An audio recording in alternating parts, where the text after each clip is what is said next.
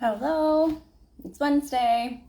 I have a sore throat this week, so I have a cough drop in my mouth. I'm going to apologize ahead of time for that. I have my water here just in case I start getting a scratchy throat in the middle of the book study. So thankfully, this is a short chapter. The whole chapter is only 12 pages. So I'm going to go through it. I only have a couple pages of notes. But chapter 3, the title, You're Not Crazy, You're Just the First. And so when I was reading through it, the thing that kind of stuck out to me the most is embrace your authentic self. That's really what the author is kind of leading into here. And towards the end, I'm in another book study with a couple people in my group, and there was something that we went over yesterday, and it's totally stuck with this chapter. And so I'm going to read a little bit of that at the end. But I'm going to preface this chapter by saying that a lot of things in this chapter can be taken unbiblically and from a worldly perspective. So I'm going to tell you that if you are feeling a certain way and it does not align with the Bible and with, God and Scripture, then it's not from Him. And so you want to be very careful if you have this book and you're reading this chapter to make sure that everything that you're doing, your personality, your goals, your dreams are aligning with Scripture, are aligning with God, and they're things He's putting on your heart. He's not going to put something on your heart in your life that is contradictory to His Word. So I'm just going to say that right up front, okay? I'm a Christian. I'm going to always bring a biblical perspective from it. The author didn't start out as a Christian, but through her journey, which we'll cover next week, was introduced to Christianity and a relationship with God. So anyway, we'll start right in chapter 3. Leading into it, she talks about how when she was starting her business, people, businesses, investors, etc., thought that she was crazy for the vision she had for her company. I don't know if we talked about this before, but basically she struggled with rosacea, which is like a skin issue. And her dream was to be like on TV and have a show where she could bring people in to share their stories, their hardships, and how they got through it. And so obviously being on TV with her skin condition, finding makeup that would cover it and not melt off her face with the lights was really hard for her. And so she started a makeup company that the sole goal was to find makeup for people with issues like her. And when she started it, she wanted to showcase her skin, her natural skin, not covered up, not healed or anything like that, and the before and after pictures of how this makeup helps cover it. And so the experts told her she was crazy. Like, you cannot showcase that. People do not want to see your imperfections. And even experts in marketing told her that the vision that she had to market her company would not be received well, and that she would not make sales. People wouldn't want to work with her.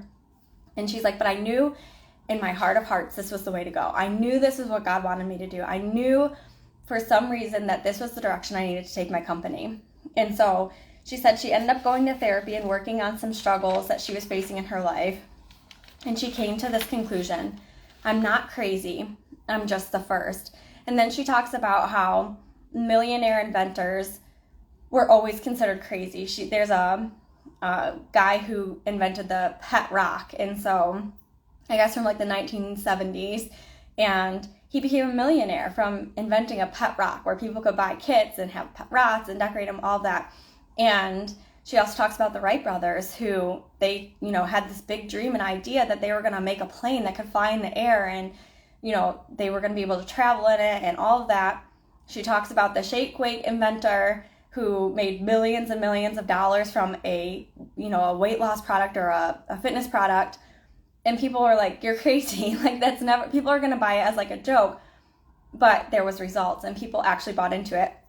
And we were just talking a couple weeks ago, my husband and I, with his brother and wife, that on Shark Tank, I don't remember what season it was, but they had the episode of the guy who mails potatoes. And so you can literally go to their website and buy a potato, and I don't know if they decorate it at all, but they ship it in the mail.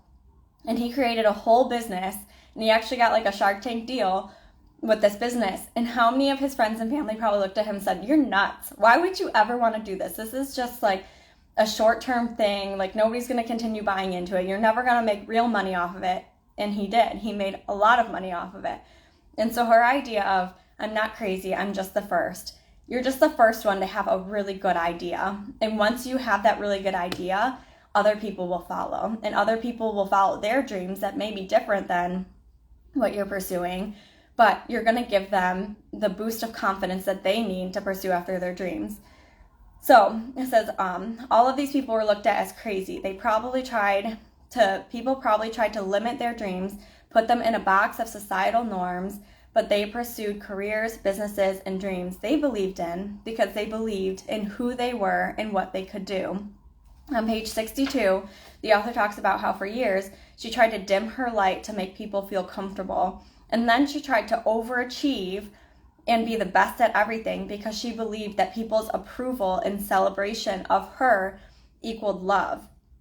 And she said, in both of these scenarios, I felt a void in my life and a feeling of not enoughness inside. And that's what she says. I didn't feel enough. I just had this void, this feeling of not enoughness. And she's like, I couldn't put my finger on it. No matter what I tried, whether I, went with the wrong crowd or I, got the high achieving crowd and I was super successful, that void was never filled.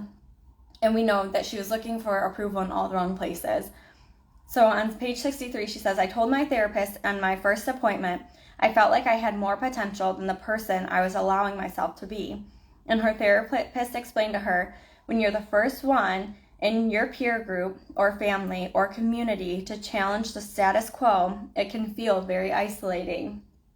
If we bravely live as our authentic selves, we are first. There is only one of you in the entire universe, and it takes courage to be the real you. And it's also the only path to true freedom. And so when she's looking for everyone's approval, it's because inwardly she didn't actually see herself as important or good enough. And so people's approval wasn't good for her because it just inwardly, there was that disconnect of no matter how much approval she got, she's just never going to actually feel like she's good enough because she doesn't believe it. And so it's changing that belief, like we talked last week, believing in yourself and changing your mind into, when you face rejections and failures, changing that idea of a rejection or failure to something positive. And so it's an inward work, and it's a process for all of us. It's something we'll struggle with our whole lives because inherently we are a sinner. We have sin natures and we want people's approval. But the only approval that matters is if we're living a life congruent with who God called us to be. And that's how we're going to find inner peace. And so on page 65, it says, the people who dare to be first, who courageously embrace their innate firstness, are the ones who can change the course of their families forever. And so all of these inventors who were the first to invent something or who did something out of societal norms and came up with a product a potato that you could mail, their families were changed forever. Financially, probably physically. I mean, they were able to afford things that most normal families, like middle-class families, cannot afford. And they believed enough in themselves that that's going to trickle down to their kids. Their kids are going to believe that they can pursue after these crazy dreams and, go after these wild things and actually be successful because their parents were the first. Their parents did it before them. And so they're going to have that belief in themselves. It says we can change the meanings we attach to our unique personality, traits, or characteristics from being disempowering to ones that embolden us and liberate us for all that we are. So instead of focusing on the negative side of things, instead of looking at her skin condition, she don't look at it as, wow, this is holding me back. This is this is something that I should be embarrassed about. I have to cover my skin up. I have to, be cautious about the makeup I wear and about going in front of bright lights on television. She didn't look at it as that. She looked at it as a superpower. And so she became liberated and emboldened with that thought of, you know what? There's other women like me. There's other people out there like me. And what can I do? How can I showcase myself, my insecurity, and let other people feel the same way. And so that's why she started this company, the makeup company, and she ended up selling it for billions of dollars and became super wealthy, ended up writing books and then meeting Oprah and, co-hosting with Oprah and doing all of these things that she never thought possible. But because she believed in who she was and the strength that she had, and she turned that story of this is something that's going to hold me back into this is something that I can use for something good. And so we covered a lot on like changing definitions last week. So if you didn't see last week's video, go on YouTube, watch last week's, and you'll kind of understand redefining things better. And you can use that in every area of your life, like she's talking about here.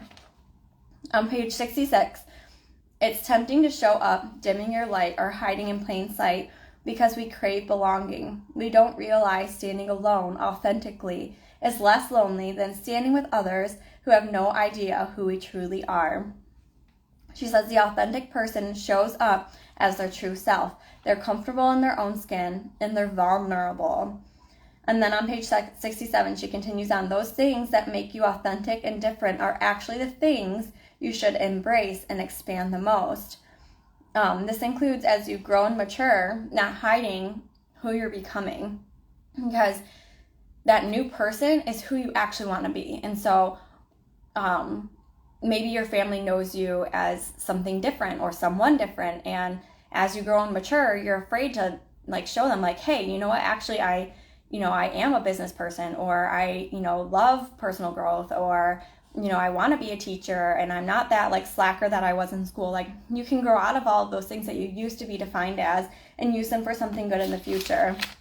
And I just put the idea out here that sometimes when you reconnect with people from high school, or if you ever have, or maybe in the future you will, a lot of times when you reconnect with them, you guys aren't the same person anymore. And so it's tempting to go back and say, I was this type of person in high school and I have to be this type of person to be friends with this person now. But if you show up as who you are now, you might have a greater connection with this person and you might have a better friendship because you're showing up who you are now, not who you used to be, because you've changed, and chances are they have too. And so remember that, like, show up as your true authentic selves. And last week we talked about like if it's not received well, if they're like, hey, you're not who you used to be, like I wanted the crazy wild fun person and you're like mature and like responsible now, that's not who I was coming to hang out with.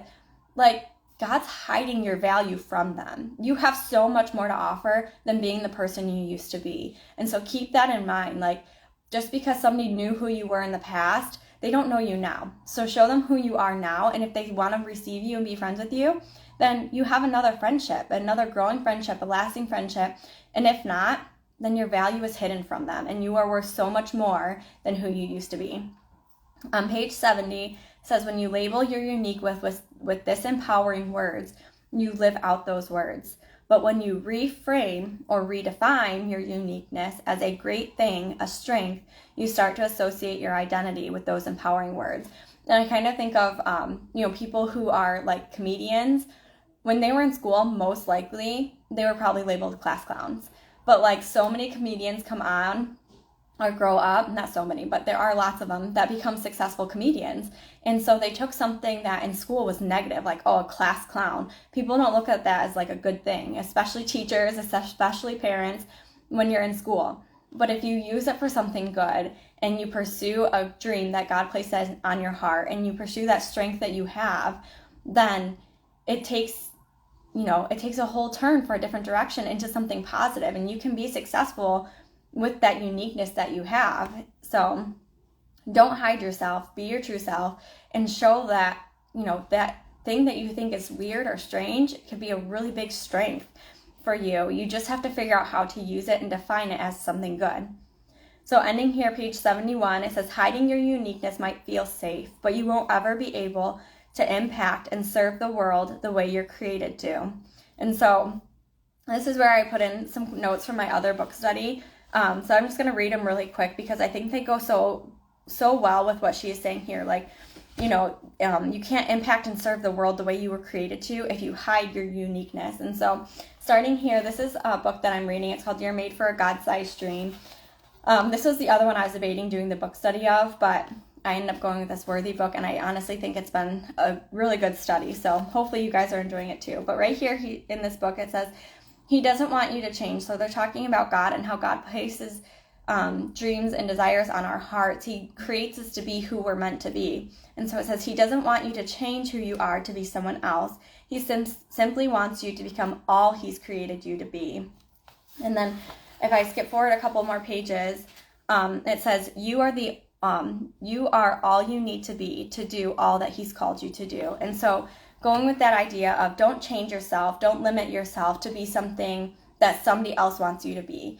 Be your true, authentic self. Show up as you are, whether it's in person, at your work, on social media, whatever it is. Be that authentic self, because you're going to attract people who want to be attracted to you. And you might attract people who don't like you. But if you're being true to yourself, you can look at it and say, you know what, that's okay. Like, not everyone it's going back and redefining that rejection. Not everyone is meant to see my worth, to see my, like, who I am and what I can offer the world. And that's okay. You're going to have people like that. And so chapter 2, we covered redefining failures and rejections. And so this is leading into, like, being your authentic self. And then next week, we're going to cover chapter 4, which is you have greatness inside you. And I believe this is the last chapter of this section, and then she kind of changes gears a little bit. So next week, chapter 4, hopefully I have my full voice back. It's not so scratchy, but I hope this was encouraging to you. I hope you learned something from it. And if you did, I would love to hear. So please just let me know. Send me a message or a comment or something. Let me know that this was encouraging to you. But I will be back next week with chapter 4. I will see you guys then. Have a great rest of your day.